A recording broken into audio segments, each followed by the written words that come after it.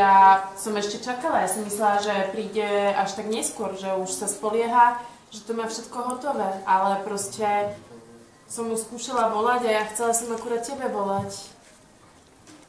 Dobre, takže vôbec neviem, ja som kľudná zatiaľ, však stále máme pol hodinu do vysielania.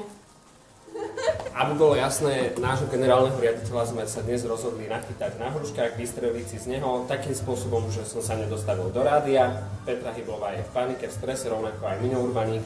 Rudy má indície, že sa nachádzam v Petržalke, mierne v podnapitom stave, s rozbitým autom a vypitým telefónom. A kým ja si užívam pohodu so svojimi kolegyňami, Rudy ma hľadá v Petržalke. Peace. Práve volá Rudy Klein. Asi chce vedieť, čo je s Adamom. Hľadá ma v Petržalke. Papa, Rudy, páčko. Mne sa aj tak nikam nedovolá.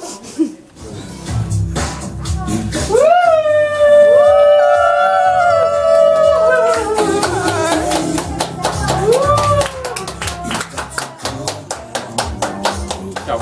Ahoj. Ideš sa pozdraviť s Adamom? No, môžem. To je na pokutu. Čau, Adamko. Čau. Ježiš,